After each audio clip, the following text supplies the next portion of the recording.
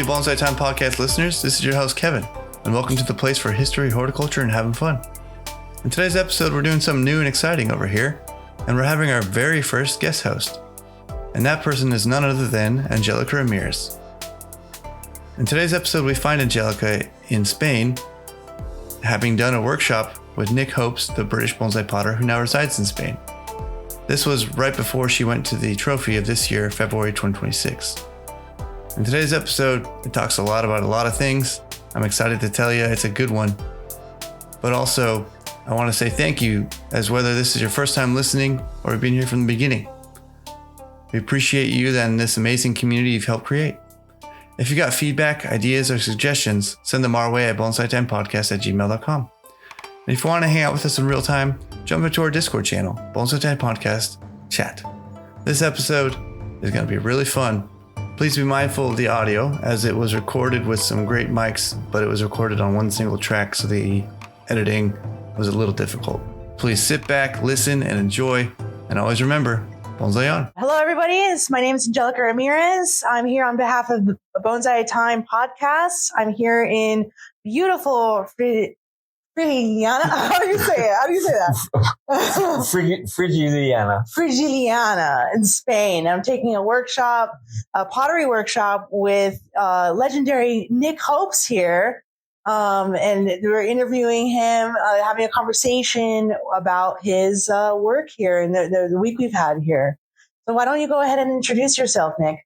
Hi, I'm Nick Hopes and living in Frigiliana, Spain for the last 8 years. And we built a little bed and breakfast sort of business, and I started pottery. And the rest is history, and I'm going to let Angelica ask questions for me to pull in on it. So what got you into bonsai pottery specifically? Did you do regular pottery before? Or Nothing. It was really strange. It was in COVID. I was subscribing to a channel, and I got to see some of Tom Bender's work. And that was the first time in my bonsai career that I really fell in love with somebody's pottery, and I just really needed to buy a pot. I contacted Tom, begged him, waited 2 years for the pot that he said he would make me. And over that 2 years of COVID, obviously no one could go out. We became good. My wife calls us the pen friends. And we become friends. I started to do some pottery. And then Tom visited with his family. I watched him make one pot, and the rest was really real history, really. And I just went from there and there on. I never ever really understood all my career in bonsai since 84, 85. That's how long you've been in bonsai? Yeah. Wow. From the 1984, when Karate Kid came out, I woke up in the morning and went straight up down the woods, started digging trees up. Is that true. What got you into bonsai, Karate Kid? Yeah, it was. All day long, the Karate Kids. Wow. All day long. And I have a picture in my studio of Mr. Miyagi on the wall. Beautiful, beautiful. And tell us a little bit about, your friendship with Tom and what that means to you. Well, it's really funny because when I first asked Tom to make a pot, he actually said to me, well, it depends really if I got time to make it, how long you want to wait, and whatever. Anyway, I said, I'm asking, so I'll wait and you let me know. And from that day, I never asked him about it again. And yeah, it does mean a lot. It really does mean a lot to me and Tom. And Tom always said to me later on, since we've been friends for a while now, hey, I knew you was different. Because I never really asked him for it. I didn't want anything from him. We just became friends. And I tried to give him back a little bit. He bought a new property. Well, not new, really run down. And my career in the past, I was a plasterer. I went to Tom's and worked plastered some rooms for him for a week that nearly killed me. So, wow. Yeah, it's not just about pots. We're friends, really good friends. That's wonderful. And is Tom your first and only teacher, or have you had any training? Yeah, well, I would say Tom's been more of a mentor. I had no other training. Tom's been more of a mentor in the fact that he actually came here, he built one pot, and I was like amazed how he did it. He was so clean. I've never seen anyone else make a pot that he could wear a white suit. And then he made another pot and left it for me to finish. And that was it, really. And all he's ever really done is allowed me to grow. When I send him pictures, if he says nothing, I know I need to do more. And when he does say something, you know you're on the right path. So he's always just, that's my philosophy of teaching, is you have to allow people to learn, and he has done that. And if I go looking for a compliment, this was in the past, it's different now. If I looked for a compliment, he would instantly say, I'm not repeating myself. It was pretty tough. Not tough.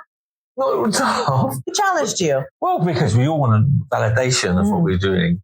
And I've asked him before to critique a pot, and he's looked at it and he's like, and when you ask, you have to be open to take it.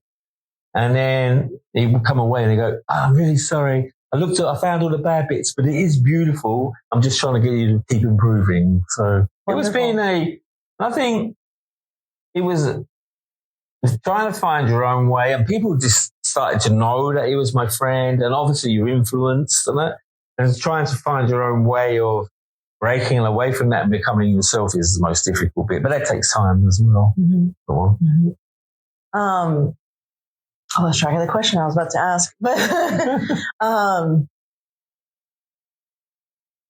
you also have a lot of hobbies. Just like me, do you feel like, I know you said you were before you were a plasterer, you also a watchmaker, you dive, you have a lot of hobbies. Do you feel like any of that influenced you in your work? All of it. Plastering gave me the skills to work with wet materials and being in construction and not being scared to play around with things. Scuba diving, give me a little bit of science subjects. That's my subject at school, was science subjects. So we're a bit of a crazy scientist along the way. I like interesting things. I think for pottery, the diving and all that, it's not just one thing. It's you make a pot, you fire a pot. There's so many processes. It's not the same thing. It's like with cleaning, building a watch, repairing a watch. It's not just one process. It's not like polishing a glass window all day long. Mm-hmm. So but I think bonsai's always been a part of my life. I've lived in Panama for a while, went to bonsai exhibitions in Panama and in tops of shopping malls. But I think the best thing I ever did was teaching. When I was a scuba instructor, that's probably the most satisfying thing I had was giving people new skills that they had for life. And that brings me a lot of pleasure. And having you guys here just the first time and seeing what you've done, it's just giving people a gift of moving forward. Yeah. How do you feel? I mean, this is your first workshop that you've Oh, it's pretty nervous, pretty worrying in the beginning. You never know what you're going to get. Like your favorite movie. Yes. Life's a box of chocolate. Yes. Oh, no, but you guys have been really open arms and come in and just taking it. You've made it pretty easy, to be honest. I give you some ideas. We work together for one day or so, and then you've done your own thing. And no, it's really good. It's really good. And I just wanted it to be a really good experience. More than anything, it was about the experience. Yeah, let's give our audience a little bit of a context here. Right now we're in the middle of a workshop here at Nick's home, and I'm currently sitting here at the dinner table. We just finished dinner. And I'm sitting here with my father and David Fletcher, another fellow potter. And we've just had a wonderful week here. And how long is the workshop? And give us a little details about the workshop for people that might want to join in the future. Well, we offered a week's workshop. And obviously people have to come in one day before, one day after. Complete week's workshop. It was pretty much full board. Breakfast, lunch, dinner. The food was amazing. And just to be sitting around the table, chilling with each other and making it a community. I think the worst thing in anything in the world is sometimes you have to pay for things. So, but once you get the money thing out the way and everything, you can just all become friends. And for me, just trying to give the best to it. Because we have a rental business here, holiday rental, and we live on site, we just never want any problems. We just want to do the best we can for everybody. So we dreamt it out. I was like, we need to run a pottery workshop. We don't have guests coming. We have this beautiful apartment, beautiful property. I have the workshop. And I felt like it was time that I could offer something to people. Yeah, the studio is fantastic. You have everything you could possibly ever want for making pottery out there. It's a great time. So going back a little bit to I know you're part of the Triscally Collective, so why don't you go ahead and tell us a little bit about that, how you got into it? Wow, that's a crazy deal. So all of a sudden, this was 3 years ago, I get a call. Andy messaged me, God bless his soul, and said, we want to do Triscally. Can we come to Spain? Will you host us in Spain? We'll pay for it. All the costs we'll pay for. Da, da, da, da. I said, oh, of course, I would really like to do it. And would you like to be the first guest potter? I was like, oh my God, this is like for you guys coming, it was like, I'm like, what am I going to do? Sleepless nights and everything. So that was pretty amazing. They arrived. Obviously, I'm close with Tom in the first place, but it was the first time I'd met Andy and Tor. And you mean in person? In person, okay, pretty much. I'd met Andy maybe, but we hadn't built a friendship or a bond, you know. And it was amazing from the day one. It was Jesus come and made a video. He was an ex-Mariah cameraman. And, well, we drank a lot of beer, made a lot of pots. That was my next question. What are the members of the Triscally Collective like? Wow. Andy's really switched on. Ex-army, he was. He was up early, always the first one up. Very settling in his manner. He was the one who held it all together, I would say, in the beginning. He would be like, he'd get things done, get it sorted. He was the glue, which is what we struggle with a little bit now. And he would be up doing things. Tor was just like a crazy man, right? Doing his thing, but very talented. I'd never really looked deeply at Tor's work, but to watch him work and what he can do. And sometimes we're looking for fineness, but he's really artistic. He's a very clever artist in that respect. Tom, well, if he was any more laid back, he'd be dead. He's so chilled, so relaxed, real master of his craft. So was that, they all are. But we used to have special names for Tom. He's very clever. He used to guide us down different paths and push us. You want to share any of those special names for Tom? We used to just call him the bastard. Oh. He would make a pot and we'd be like, I spent all day carving this pot. And we're like, me and Andy, I remember walking out of Andy and going, this bastard. It's like, because it's mind blowing. It's mind blowing. But same for Andy when he would like, one of the Triscally pots that never ever got sold because very sadly Andy passed away. It's so, the way he cut it and everything is amazing. It is amazing. And one of his pots, the Picasso pot, well, I can't remember what it had. It was like 5 firings. We kept messing. Anyway, it was a lot of work. So there was a lot of passion, a lot of love in it. And it was very exciting when we did put them on the market to sell. People just supported us and took it, and it allows us to go forward all the time. The only thing is really sorry that Andy did get to see nearly all of the pots because I was firing and sending them, but he never got to see the sale, which was a shame.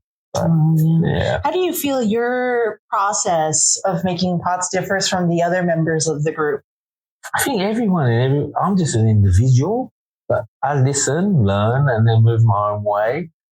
But still, if I'm throwing a pot on the wheel, I had 2 lessons of Andy, and then I taught myself. So I always think about what he does. Yeah, because everyone in your group is so unique in their style and their process. Yeah. And, you come together and you make absolutely exceptional, unique pots, So I wanted to maybe get your input on how each person contributes in their own way and style to each work that's made. Because there's not any of us you could tell what to do. Like they would all be like, if they didn't want to do it, they wouldn't do it. Everyone has their own mind. No one's being led. It is a true collective. There's no one's looking at each other. They're like, so Andy would say, I'll throw 3 pots. Tom, you do that bit. And Tom would say, Nick, do this for me. And I'll say, Tom, you cut that. And then we would just work. But no one, and we'd ask each other advice. I remember one point, I said, I've never seen anyone cut a hole with one of those before. Oh, and I've never seen anyone do it. We were still learning off each other every time. And there was no one was bigger than anybody else. They treated me like that from day one. And it was, listen, if you go back and look at the interviews, they all said it was just really nice to have someone new come in and do it. And unfortunately, for whatever reason, look, that tour left. And then Andy, the glue and everything, called me and went, "You've been the guest potter, you fitted so well, naturally it's your turn to come into Triskelly." And I think Triskelly is really, we're still really excited, but lots of things have changed in everyone's life. Mm-hmm. And we did the demos at the trophy last year. And you have a new member now. Yeah, and we met, well, Simon Adam, it was from Suteki, Bonsai Pods or Kusumono. He was a real dear friend of Andy's. But originally, we said to his daughter, who Andy had been training, like, the door's always open for you if you want to come. Hannah. Yeah, Hannah, mm-hmm. Yeah. And she said, "Oh, no. But so me and Tom spoke, we invited Simon along. So, and we're looking forward to that. And something will happen later this year. We were supposed to do something, but just life gets in the way. But it's going to be nice because Tom, me, and Simon will be at the trophy, and it will give us a good weekend of this work together. So it's back to 3. It's now you, Tom, and Simon. Yes. And you 3 haven't yet done an actual work together yet. Well, it's quite strict. There is, and I'm hoping Tom's going to finish it with her. I made a demo piece. Tom made a demo piece, and then we made a piece that we're going to gift to the Bonsai Society of Belgium, Association of Belgium. And Simon had a hand in that. So it was their 25th anniversary. So this is a piece that we made to say thank you for letting us demonstrate at the show. Mm-hmm. So we're going to do that. Wonderful. So moving on a little bit to for our potters out there, get a little bit, maybe see if I can get a little information out of you. So what's it like if you could give us a little bit of your process, what it's like for you to make your pots? Well, we were saying that I would sit down now. In the beginning, it was like horrendous. It was like the worst. Walking into the studio was like the worst morning of my life. The first 2 hours, I'd be like, so I'm a person who likes to have a plan. Now, if I go to bed with a plan and I can activate a plan in the morning, I'm super happy.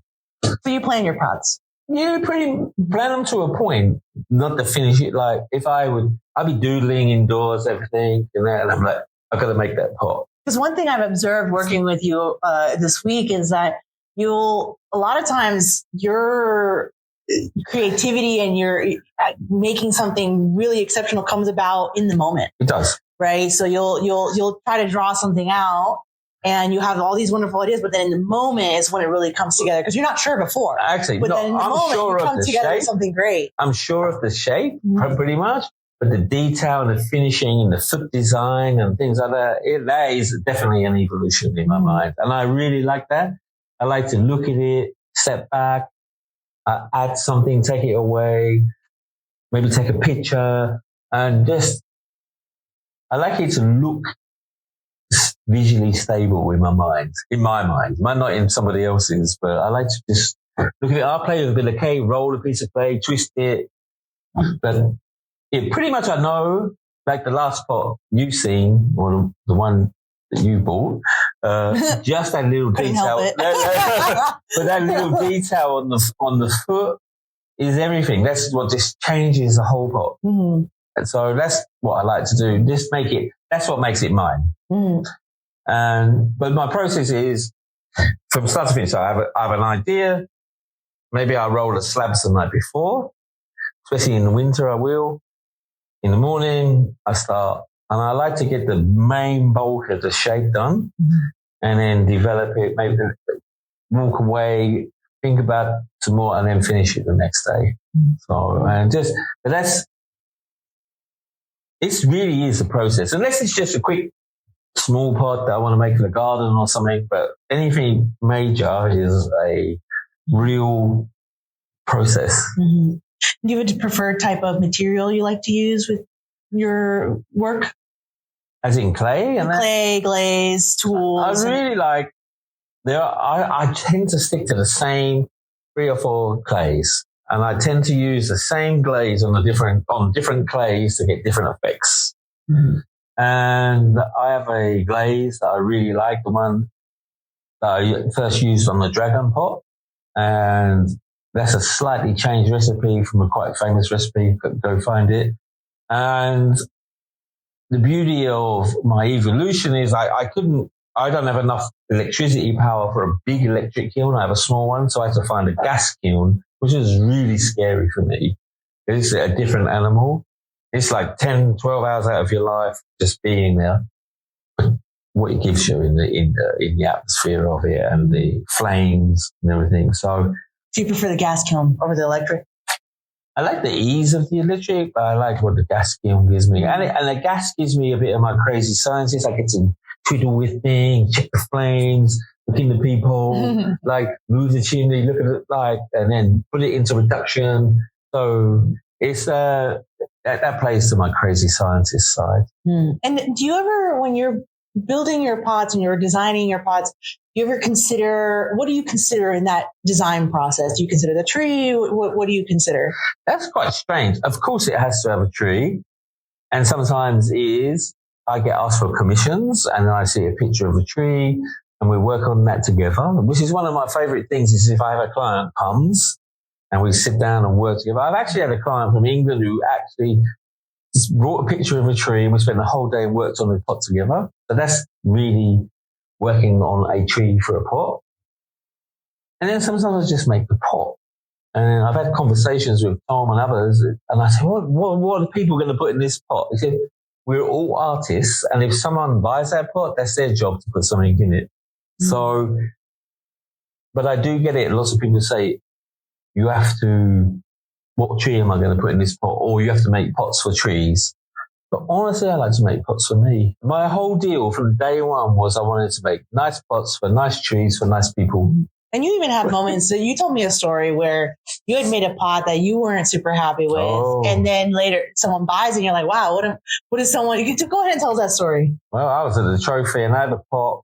I really didn't like it too much. There's a guy from the Czech Republic and we got on. He was a really nice guy. And this pot's sitting there and he kept coming back.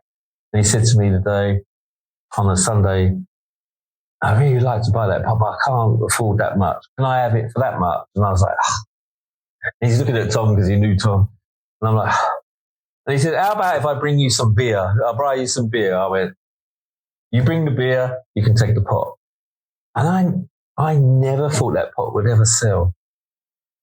And then he sent me a picture of almost like a tall, thin, not so thin, but a literate beach with the leaves on in winter. And I fell in love with it. I could not believe what it looked like. And I wish I could find a picture to show you, but it was. And some of the quickest selling pots I've ever sold are the ones I don't like. So it's the ones, well, maybe it's that you just didn't see that potential in it, what it could be. Exactly. There's always times in every potter's life, you open the kiln and you're really disappointed. But then you go for a walk around the garden and you're like, and my wife would say, what's wrong? And I go, well, actually, it's not what you expected.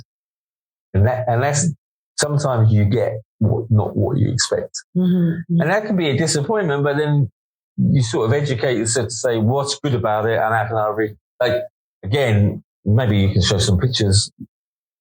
The pot you bought that's glazed, I wouldn't have been able to glaze that pot how you've got it if I hadn't had a big failure in it. And know exactly what clay, where it was in the kiln to reproduce it. Yeah, it's amazing. Actually, it's your tea glaze, but it's somehow in the kiln produced almost like 3 shades throughout the side of the pot, which is very unique, very, very interesting to We have, there's 4 gas burners in the gas kiln, front and back, 2 at the back, 2 at the front. It's just, and how you stack the kiln, flame movements, how long in reduction, how long it cools for. Some potters, maybe not in bonsai, they'll cool the kiln down a bit quicker than I might for different effects. So yeah, it's a journey. It's all a journey. If I had anything to say to anybody was, if you can go on fire in a gas kiln just once, go do it. Because it's not easy. It's quite scary. I actually paid a Spanish potter I've met to come with me for the day because it's like, it's really, it's all this fire going off, like, and everything. And then you do it. But it's not, it all comes with failures. All of us have failed so many times. Fails. But everything, I know I speak about Tom a lot, but I've actually been to his garden. But all the success he has now, I've walked around his garden and seen all the pots that are not successes. And they're all disappointments, but learning curves. It's actually a lot of fun to walk around Potter's Gardens and you see all of their seconds or their failures, which honestly, a lot of them, I looked at them and I was amazed. I was like, oh, this is beautiful. Oh, this is beautiful. Oh, this is amazing. And to you, it's a failure. It maybe has a little crack here and there, or a little warping, but to everybody else, probably on the outside, we look at it and it's like, wow, that's so cool. You should make that again. Because we get to see them before anyone else sees. We might not like it, but that's only our choice. You show it to 50 people and maybe 40 of them like it, and it's just the way it is. True.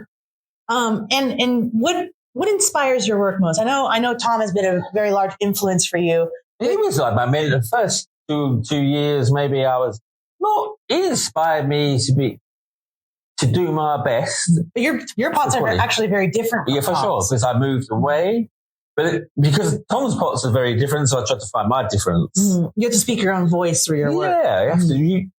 Just have to be brave. I'm really in a fortunate position. I can make pots because I have the time to make pots. I'm allowed to make pots. I can make pots without having too much of it. I don't need to I have to make money, but I don't need the money from the pots. So, and it's very nice. So I can really put the time in. But that doesn't mean to say belittle anybody else's.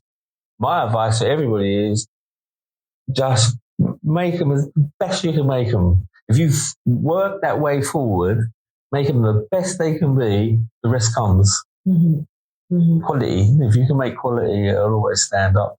Beautiful. That's beautiful. But do you have any, maybe let's say daily inspirations or, when it comes to how, when you dream up these beautiful designs, I'm just trying to get a little bit into your mind of how you come up with these very unique designs. I'm just great. I sit down pretty much 3 or 4 times in the evening when it's really boring. I have a short attention span for boring things. So I'll pick up a book. I look through some pottery books. I think, I like that pot. And then I doodle in a drawing book, which you've seen, and maybe nothing. And then one day I'm like, oh. So again, it's very much a plan. It's always feet design and little bits in the clay. The details come, I don't know where they come from really. They just come. And you can see it in everywhere. Like, I don't know if anyone has seen the floating pot where I brought the rim down to lift the pot. They come from just looking at a dish that's on my side. I was just sat there looking at it. I'm like this, and then I can pull that around. Inspiration can come from anywhere. I just think you have to try. You have to do it. You have to try. And I never thought I would ever be able to carve a pot. I sat here for 5 hours and carved a piece of porcelain the other day, and it was it's done. And now I have the hardship of maybe that'll fail after all that work. What do you find is the most challenging thing about making bonsai pottery? Most challenging? Since we're on the topic of failures. I think, especially when you get into bigger pots, that is the drying process, preventing warping. And especially with bigger pots, is loading and ensuring that they go onto the kiln shelf perfectly and be supported perfectly. Because if you don't get that right, it's all over. And you've spent all this time on a big pot that you've had to dry for like maybe 4 or 5 weeks, and then you fire it and it's gone. So that's the challenge. Setting yourself, like what we've been talking about, opening the pot for a couple of hours a day, shutting it down. Don't forget and finding the right clay that's gonna work with you and be forgiving. That's the real challenge. Is when you're pushing boundaries and getting to your limit of what you can do, you need to find a clay that go with it, a firing schedule that's going to go with you, and your skill set. I broke many pots putting them into kilns, especially bigger ones. Wow. It takes a little while to get it right. anything can go wrong. I think you need to be you can't just be a potter. You have to be an electrician, a gas engineer. You have to be everything. Mm-hmm. Like there can be problems along the way, and you need to be able to solve problems. Yeah, and that actually leads into my next question: is how do you handle at any moment throughout the whole process? So complex, anything can go wrong. It could be. How do you handle imperfections or mistakes in the process? I think you can learn. There has to be a point when it's a throwaway. Mm-hmm. You said that's never going to be what it should be. There's little ways, especially if you're glazing, you can glaze the second time or third time. But I've had a pot, it cracks, and you think, and you end up spending half a day trying to fix it. You might as well just make a new one. You have to you have to find a way where you go, you got to give up and come back to it. Mm-hmm. Problems with kilns, I've rebuilt all my kilns, so I know it inside out, which is a really good thing. Mm-hmm. So if there's a problem, I can manage it much quicker. Great. That's great. Much quicker. The gas kiln that's pretty good. Like the other day, as firing, I start off with 2 burners, 1 burner wouldn't light, so I switched it to the other 2 on what that's doing, and it's pouring with rain, take the burner out, fix it and put it back. It would have been a different story if I was 3/4 of the way through. That would have made it really tough. Yeah. But you have to take them.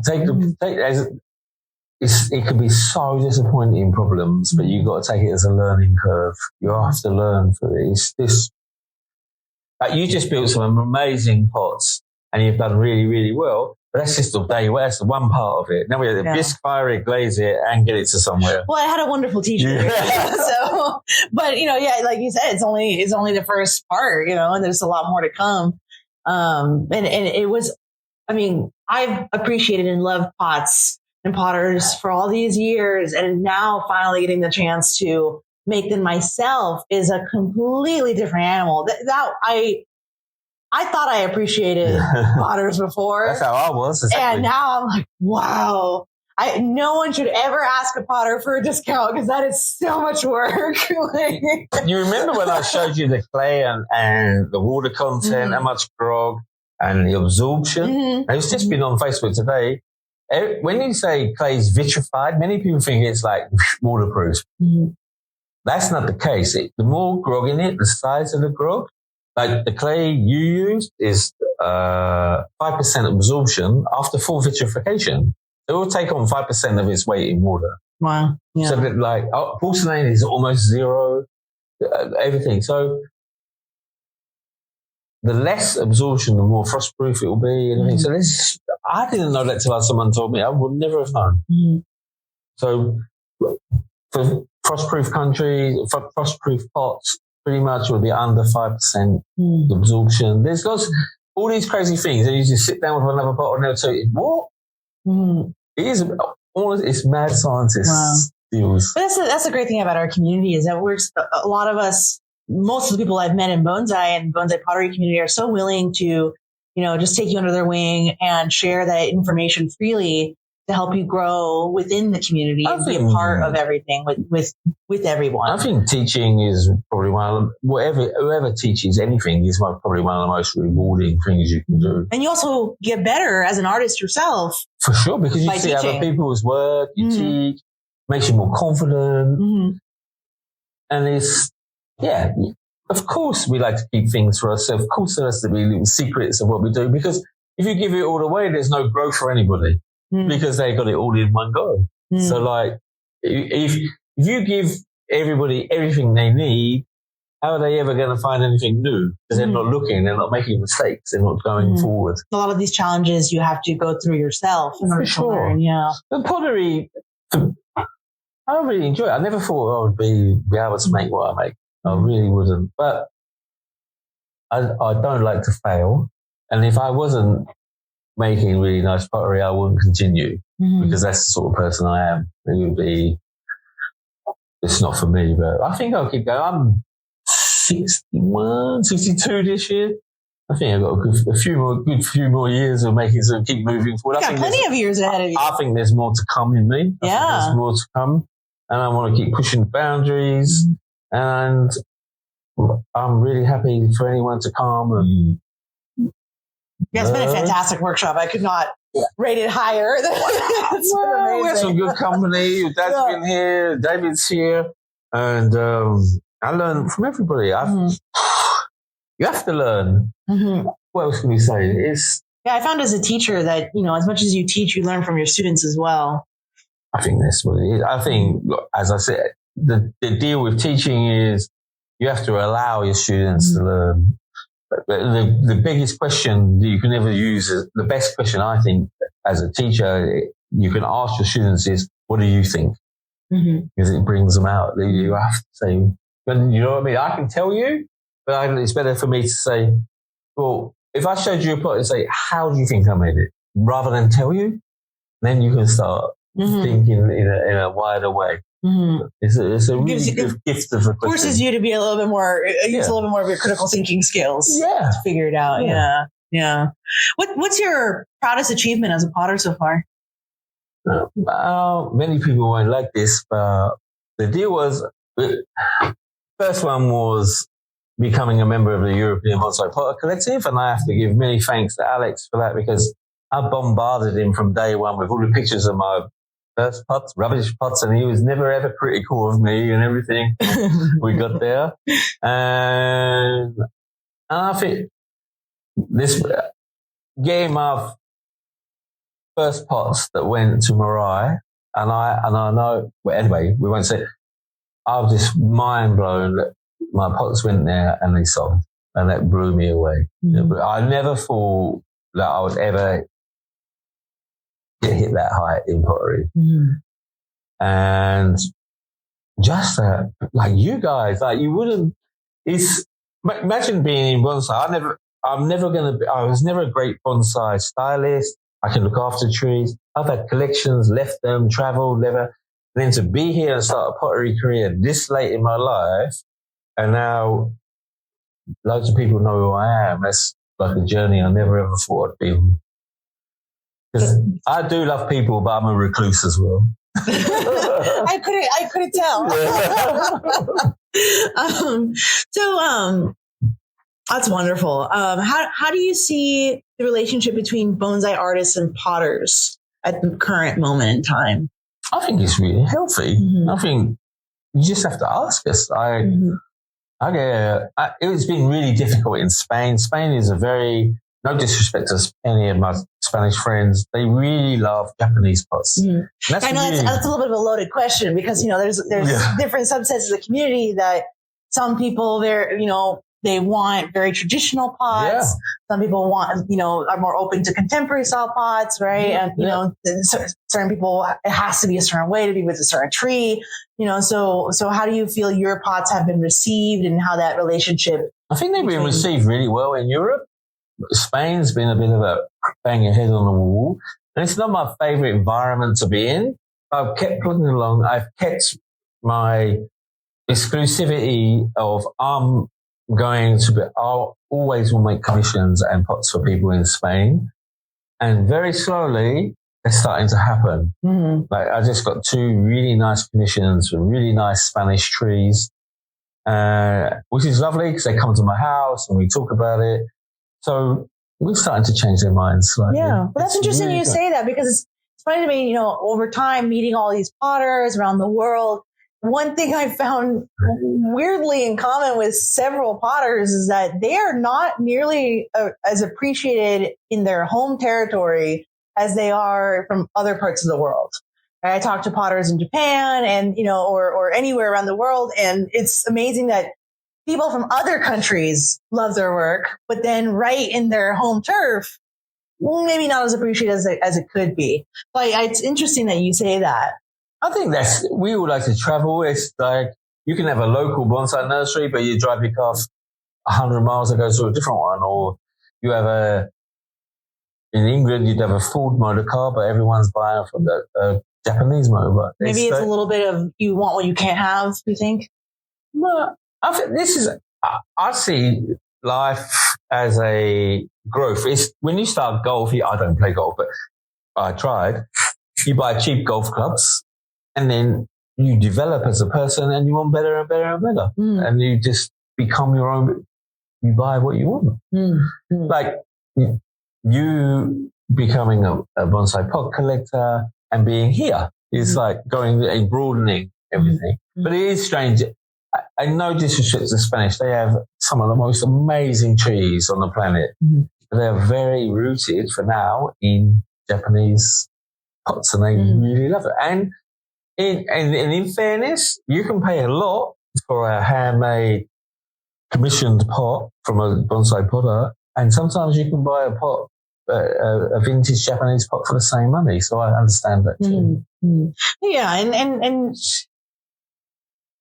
I, the way I see it, when you have very traditional trees, of course, especially Japanese style traditional trees, you're going to want traditional Japanese pots. But for a lot of artists and a lot of enthusiasts out there, we are making trees that maybe are more not as confined within that.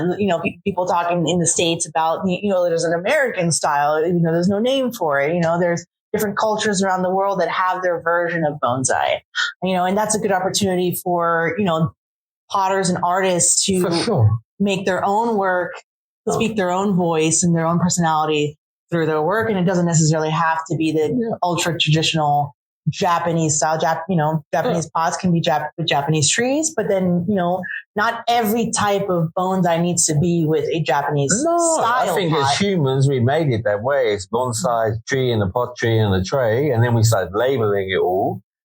Fundamentally, it's a tree in a pot with an artistic representation, and that's on us as artists, on everybody. And we had that conversation earlier. And not very often you get that same feeling from when you first see a bonsai tree. That's like, but for me, when I see a tree and I fall in love with it, it's instant. I just don't have to. It just touches you, and that to me is when it's perfect. You're not looking for any problem.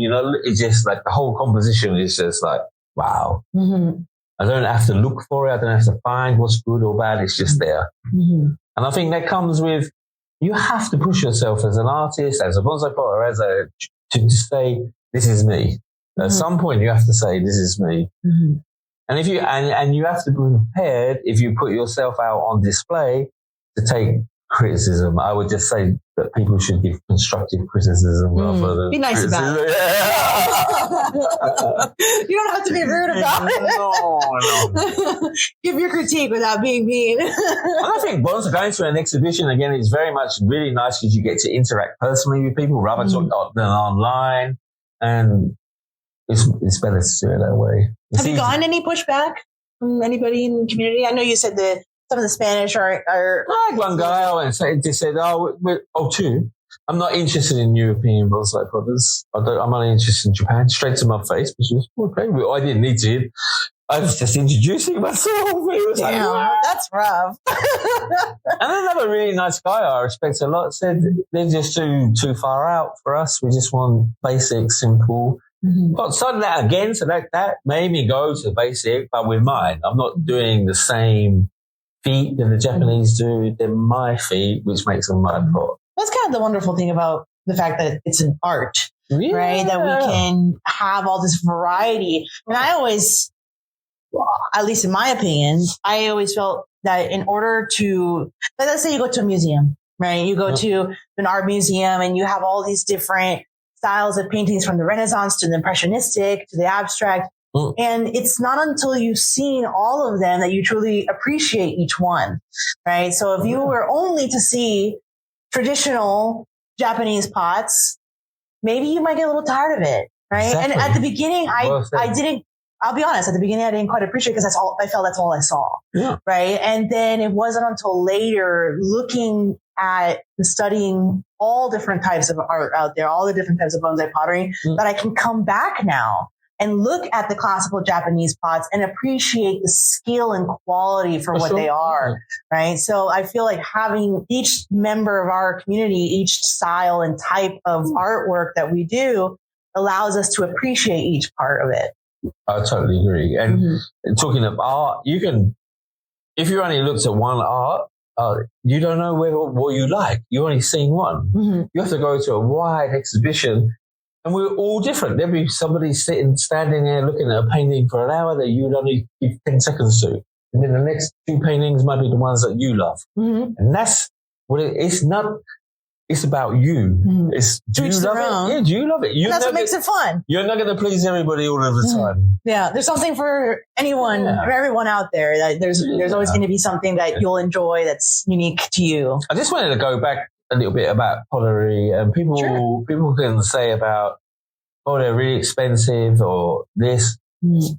Oh yeah, some people. Yeah. We just saw a post the other day about someone asking, why is bonsai pottery so expensive? I think bespoke or handmade bonsai pottery, it has to be. There's a cost. There's a value in it. I've heard all these arguments way back when. I'll be like, no. But like when you start making a pot and the care, the attention, and where you have to go, that's what I totally understand. If it's not a very good pot and someone's asking a lot of money, or it's not I totally get it. But if it's a pot that you see and you fall in love with, you have to understand how long it takes. And it's so much work for everybody. I'm going to put you a little bit on the spot here. You just said that if it's a good pot, what makes a good pot to you? Well, good pot is well built, glazed beautifully. But I tell you, more than anything is when someone looks at it and says, I really like it, can I have it? It has to be a good pot. It's a good pot. Okay. Making sure you are happy with it when I make it. Making sure it's my standard, and making sure, I think everyone knows, when you sell a pot, you know that's right. There's nothing wrong with it. There's like, I did what I could for that pot. There's no flaws or anything. It's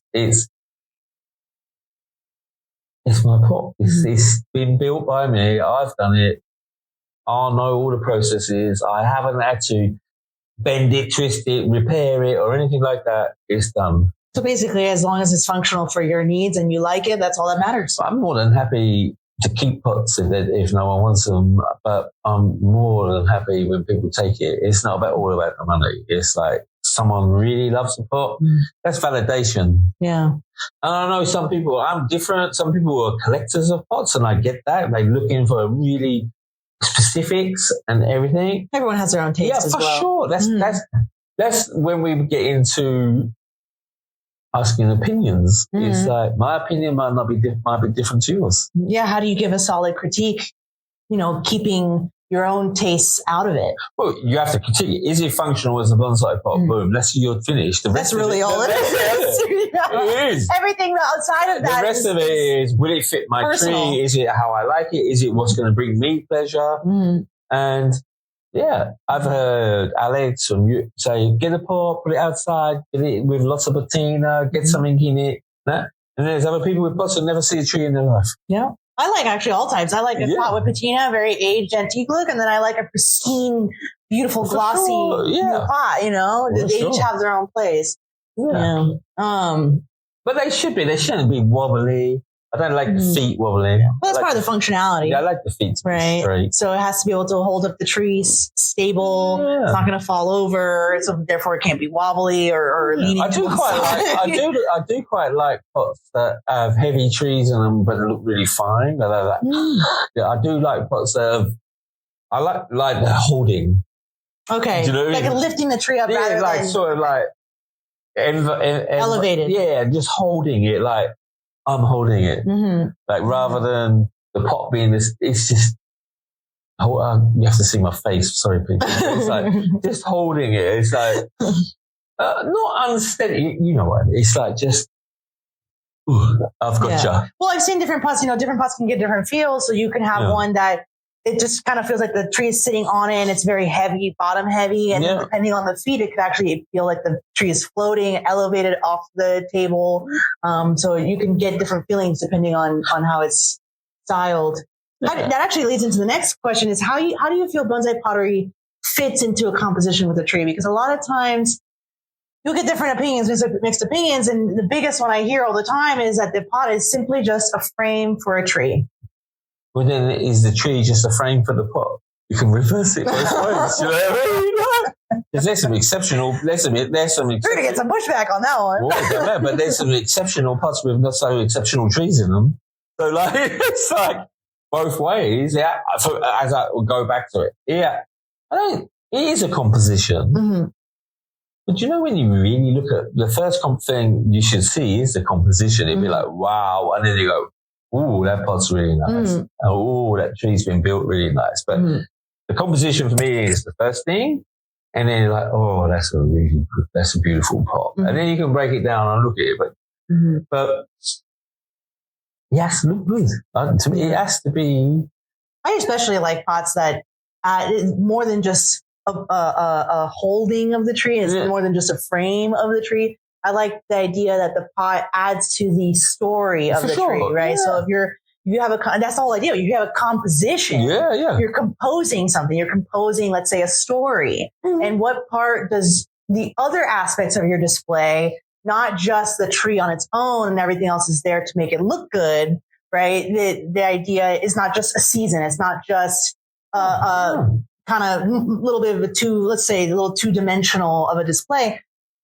What backstory is there? What story are you telling the viewer when that draws the viewer in and allows you to stand in front of a tree for longer than a few seconds and actually make you think? And a lot of times when you look at really great artworks, you can sit there for hours and you find details of the story, especially as you learn more of the history behind the artwork.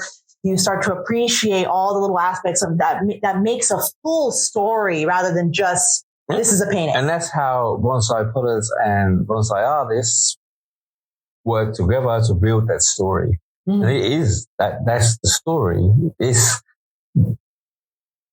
There's nothing better than seeing a great tree and a great pot. Oh, there's nothing better. And you know when you see it. But we all have an opinion. There's different artists, different things. You may agree or not agree. You only have to go to an exhibition and see 10 people standing around a tree for 15, 20 minutes, maybe an hour talking different about it. But yeah, just like any other art form. Yeah. When you find one that connects with you, you want to stand in front of it, take pictures of it, capture that and memory. Go back to it. And you have to go see it again. Exactly. You know, right? Exactly. And everyone can have their own taste and have their own tree composition that connects with them. This is what I would say to bonsai artists, and I've got trees. It's you only ever see them when you move them and put them on their own. When you have 4 or 5 trees all together, everything like my ume, are very rarely it's flower beautifully. You take it away, put it on its own, it becomes a completely different thing. And I forget to do that. You need to take them away, look at the whole in a singular. Taking that time to focus on that one tree. Yeah. But like, it's pottery. We're sitting here looking at a couple of pots. And we actually have some Tom Bender pots here on the table. But the detail and the craftsmanship, I'm not quite so sure. I don't know I'm not trying to sell it on people. It's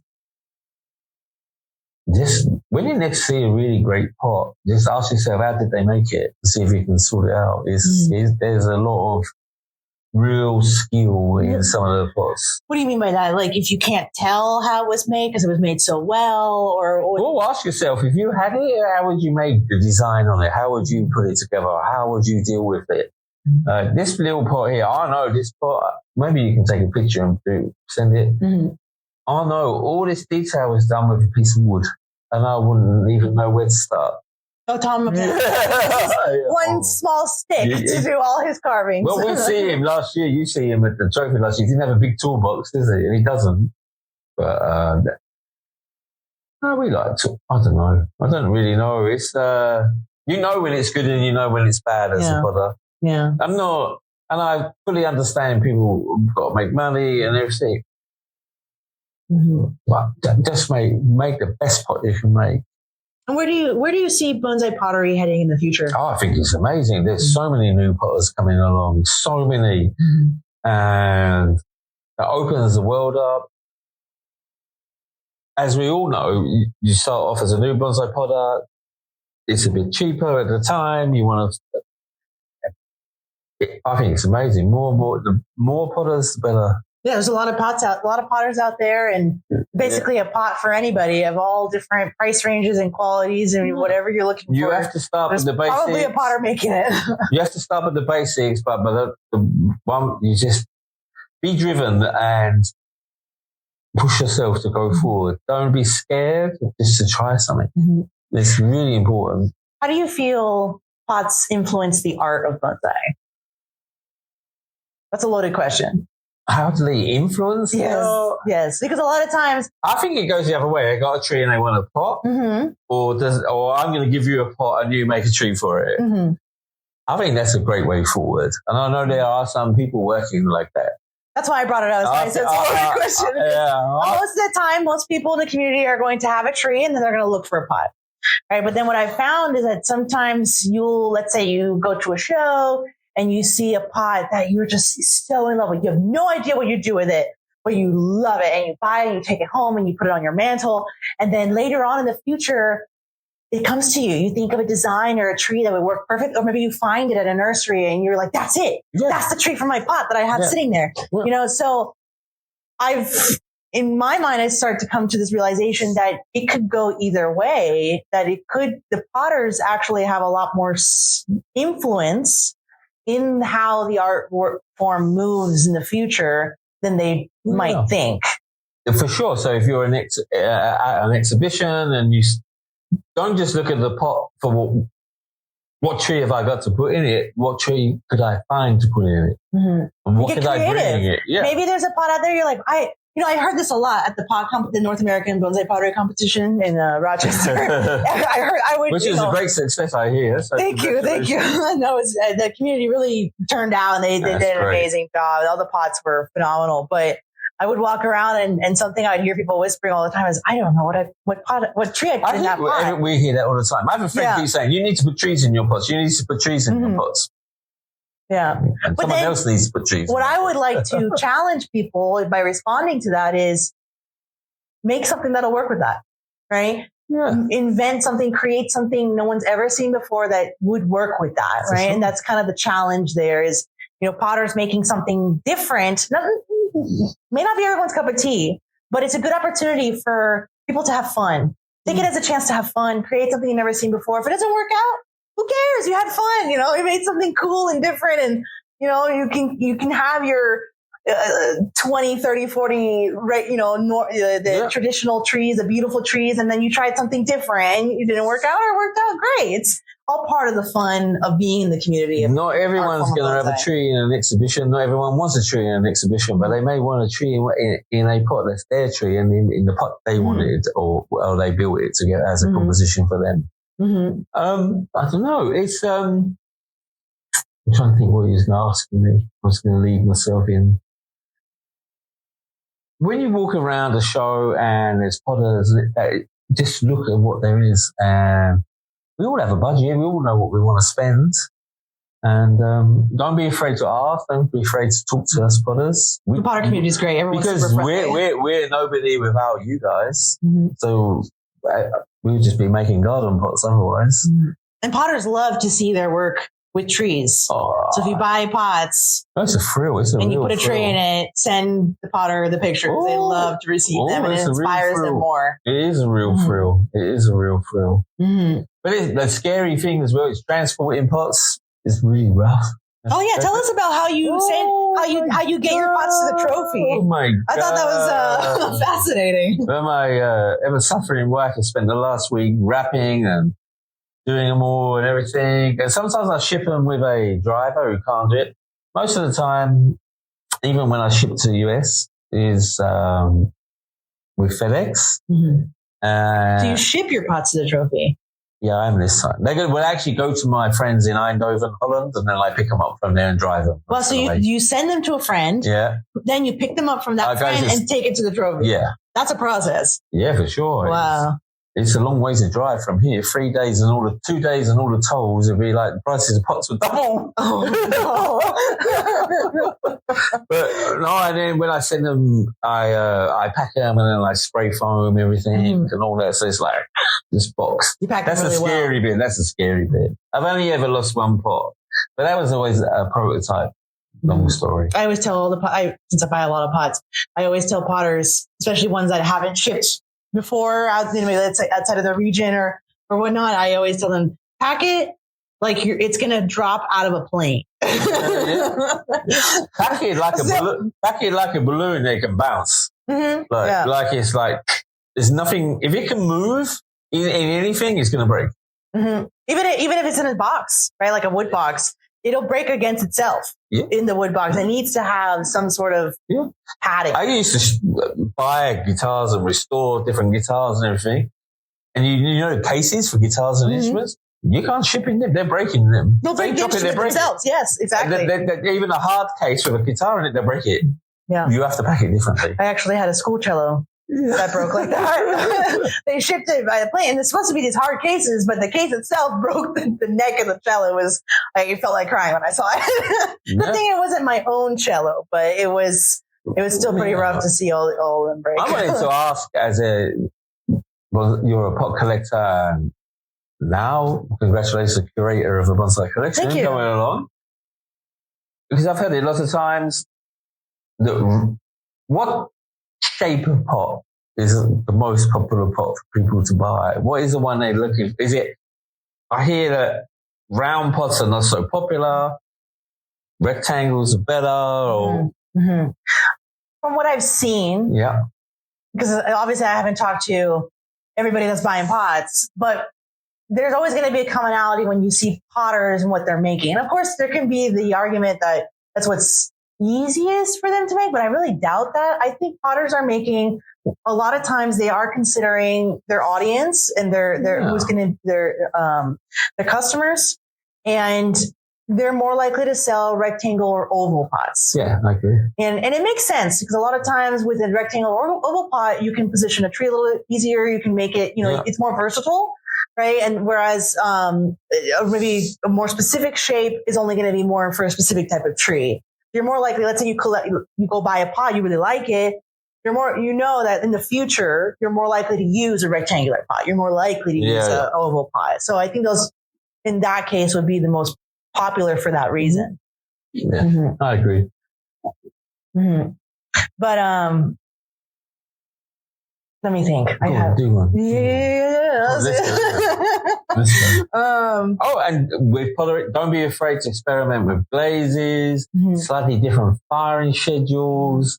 Try new things. Don't be afraid. This week has been my first time ever learning how to make pots, and I've never carved before. I didn't know I could carve, apparently. So, you don't know what you're capable of until you experiment, you go for it, you try for it. Even if maybe someone might not, don't do it just because you think, it needs to sell, right? I know people need to make a living, but when you're trying to push yourself as an artist, yes, do your business, make your pots that you sell, but once in a while, take the time to challenge yourself. Always try and come for a new angle. It's something that you can enjoy for yourself as an artist that keeps you motivated to keep going. I know a lot of potters, I talk to them and they feel a little bogged down that they're not able to do it for themselves anymore. Just try to be an individual. Mm-hmm. Just give yourself some space now and then just to be an individual. Mm-hmm. It's really important. Really important. And of course, come to workshops here in Spain. Oh, yeah. Definitely come to this workshop. It was awesome. I'm just going to say, this is the first time I did it. I couldn't have wished for a better crowd. And you pretty much made it easy for me, really. It all was super cool. All the made some really special stuff. And I'm looking forward to everyone seeing what it comes out like. Because everyone's made some really... Yeah, everyone did amazing. I'm even proud of my dad. Oh, my God. I've never touched clay before. He's doing amazing. It's been really good. He cleans up every day. Oh, yeah. Cleans my stuff. Yeah. And everything. And made my wife some trinket trays. So he's all good. Yeah, he talks about 3D printing now. And people would have seen, yeah, 3D printing. It's not converting.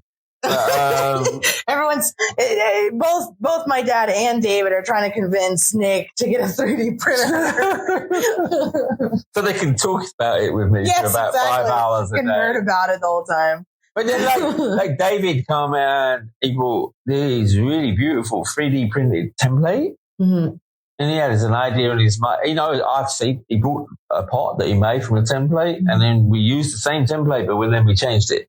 Oh yeah, I thought that was amazing. a lot of times people, might not realize that for when it comes to 3D printing, the extent of what you see is typically, or the thought process is, oh, it's just to make molds. Yeah. But no, you can actually make decorations. You can make designs, little outlines that help you guide, where you're going to put, put things in your work. So I thought that was really, really fascinating, really interesting. Yeah, contact David. He make your templates really nice. but no, and again, that was like, we had the template, we decided on a design, and we changed the way the feet were, and you make it your own. Yeah. And that's where how it's individual. Yeah.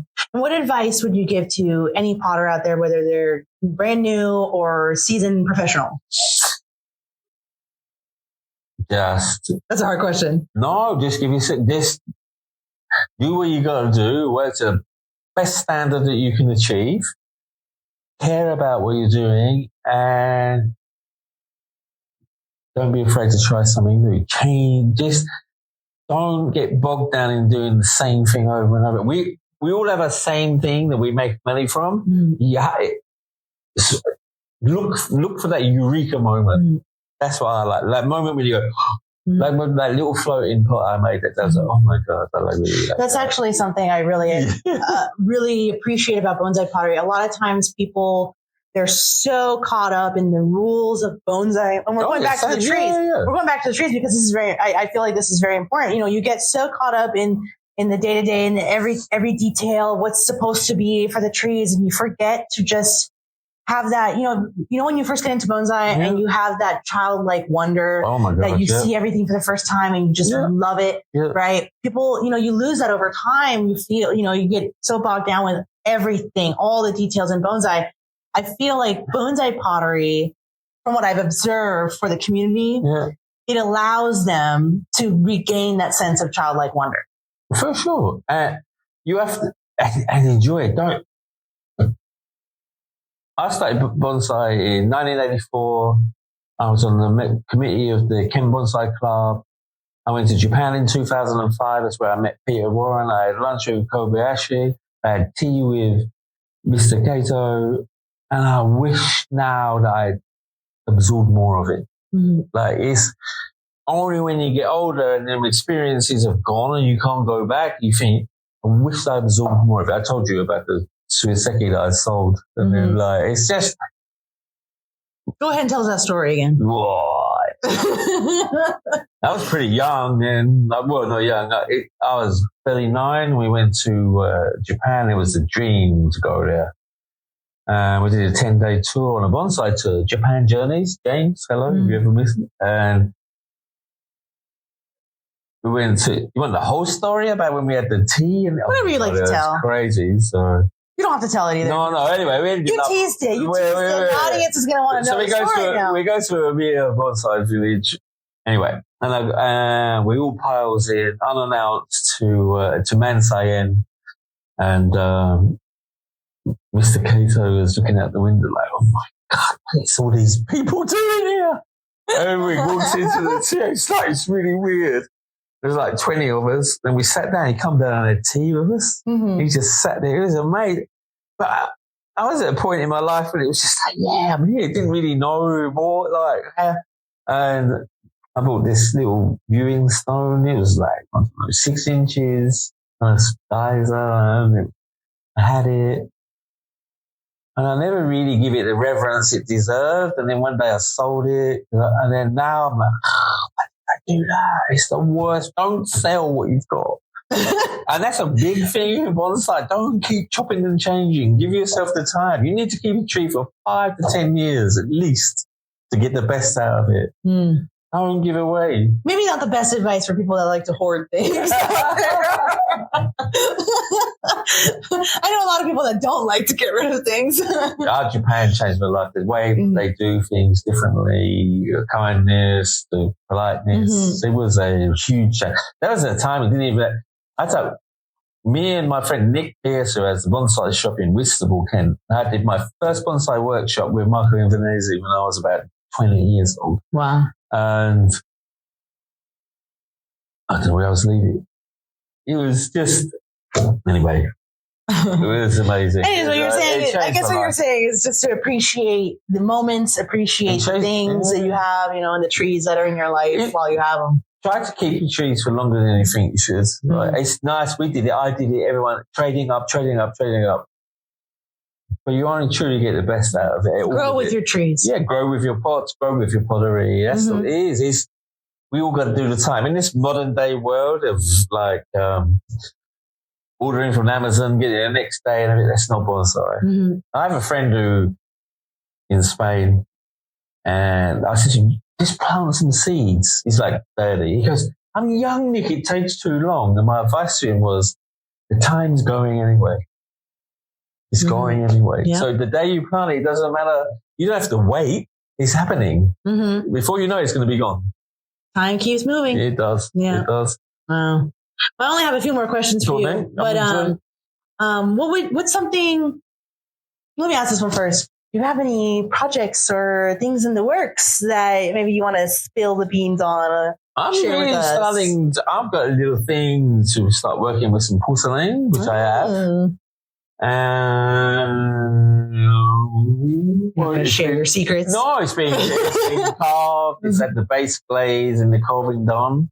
Was that the one I saw? Yeah. Oh, that's going to be beautiful. And tomorrow I will clear glaze it, and then maybe early next week I'll fire it. And then I went and bought some. That took you a lot of work. I heard you cursing about it. Like, I washed it off twice. And no, what a process. And then I've got some real gold to put on it and refire it on. We'll see.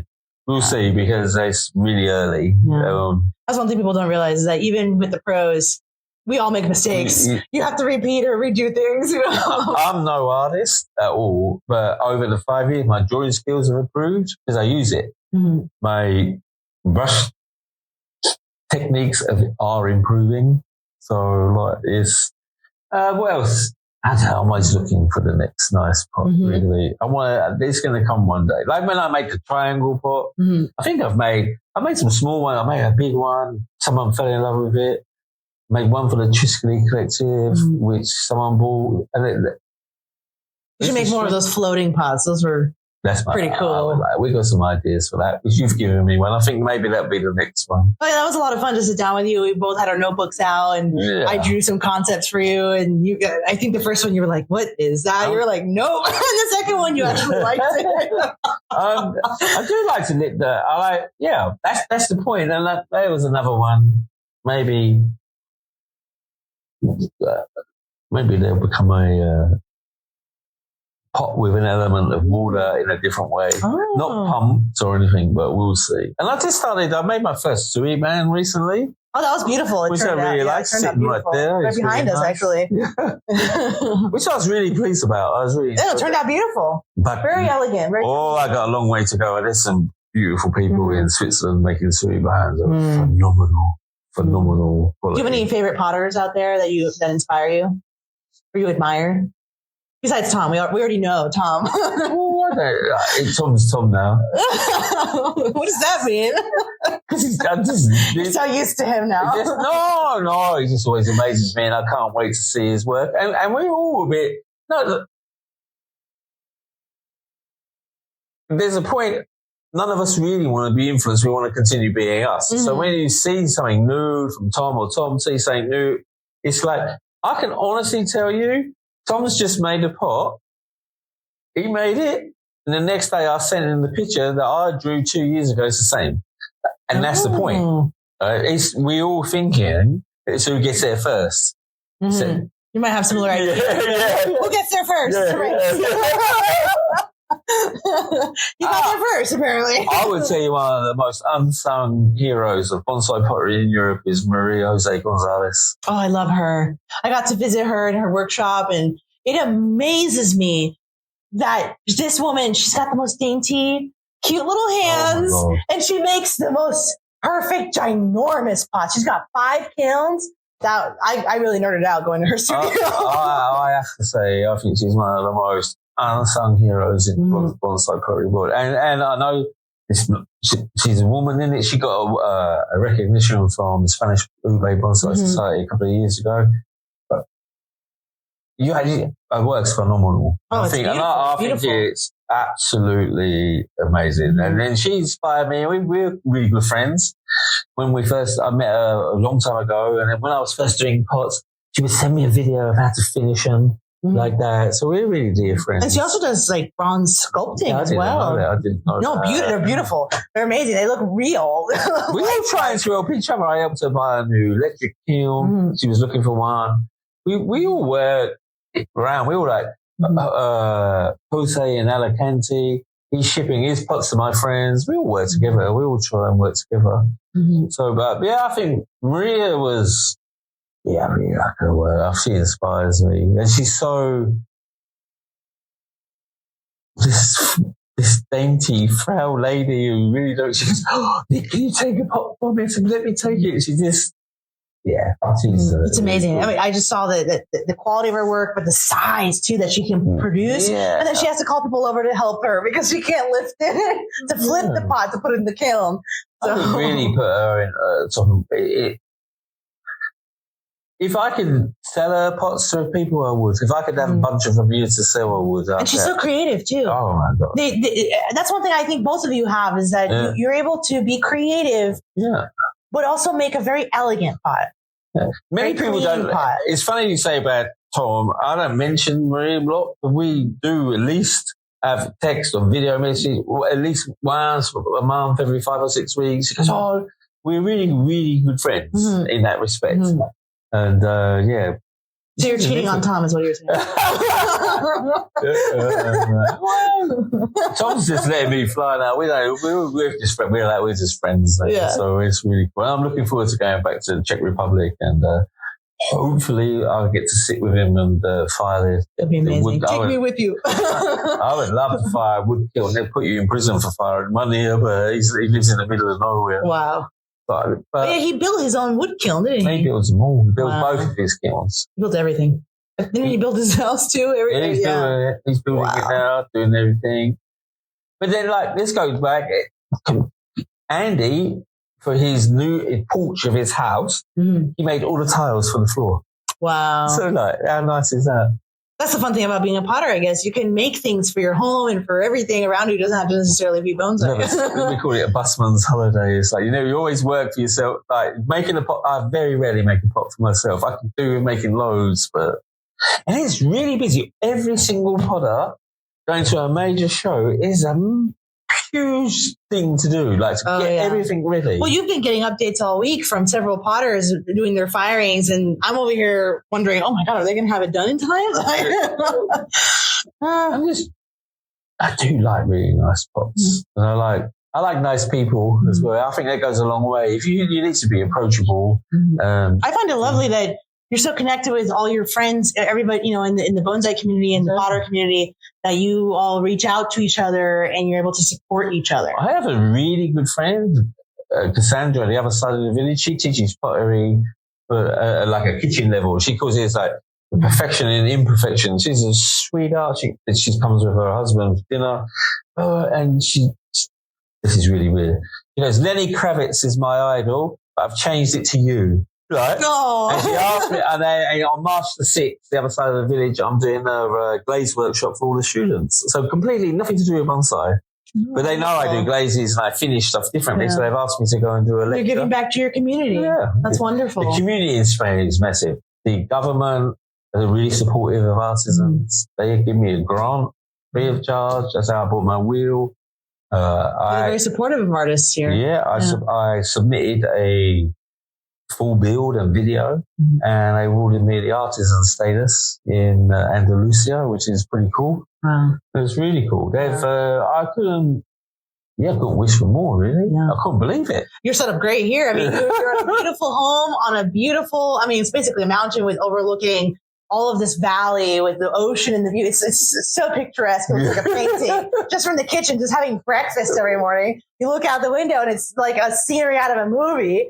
And then of course you've got your workshop that is just all set up for everything you could possibly want to do. And then we finally went for a walk yesterday up Oh yes! That was so much fun when I went for a hike, up the mountain, and it was so beautiful and inspirational. And Angelica's had to increase her baggage now by 20 pounds. Collected way too many rocks. I collected way too many rocks. Don't tell me about that. I'll put them back.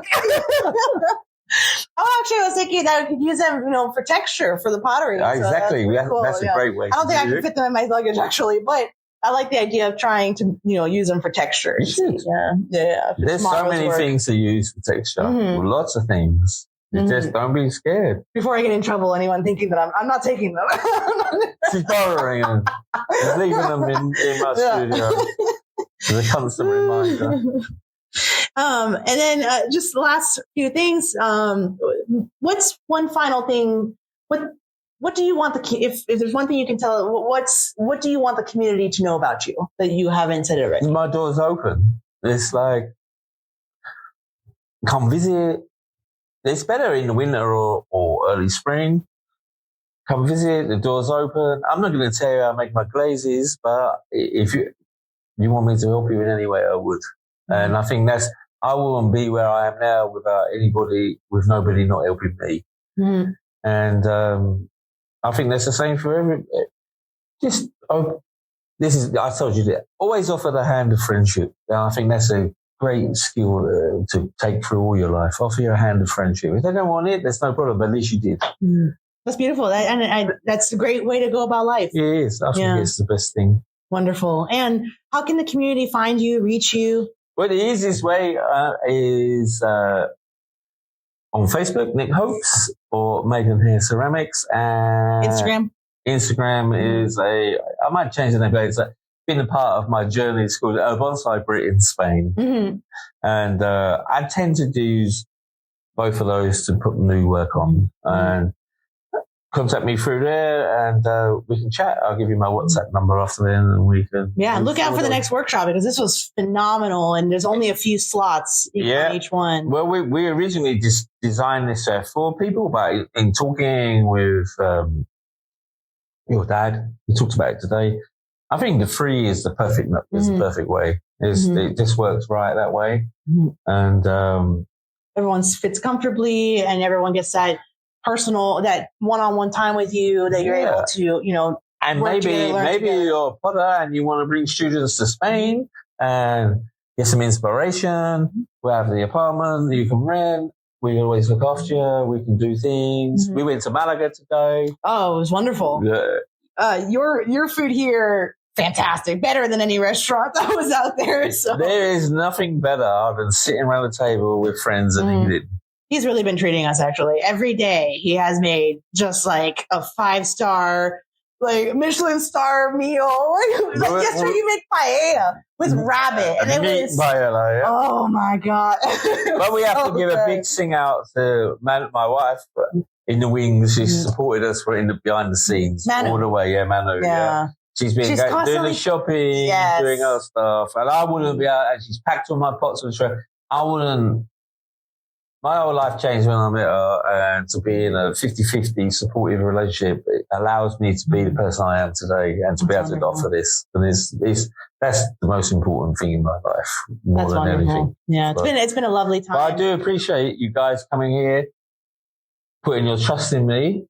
I hope I've given you the best I can because that's what I tried to do. And I'm looking forward to any positive feedback or constructive criticism and let's do it again. And maybe you have friends, you want to bring them, we can do that. But it's not a necessity. The door's open if you want to come. Well, thank you so much for your time, Nick. It's been such a pleasure. Thank you. It's given me a lot of pleasure. Certainly going to sleep for the whole day one day after you leave. Oh, yes. We've been outside. He allows us to stay as long as we want. And I have stayed up until almost midnight a lot of the nights just working on a pot. So it's been a lot of fun. And yes, I'm probably going to pass out after this. So it's Saturday today? Today is Saturday. Yeah, tomorrow's the last day. So we're going to wrap everything up, everything tidy, finish everything we need to finish.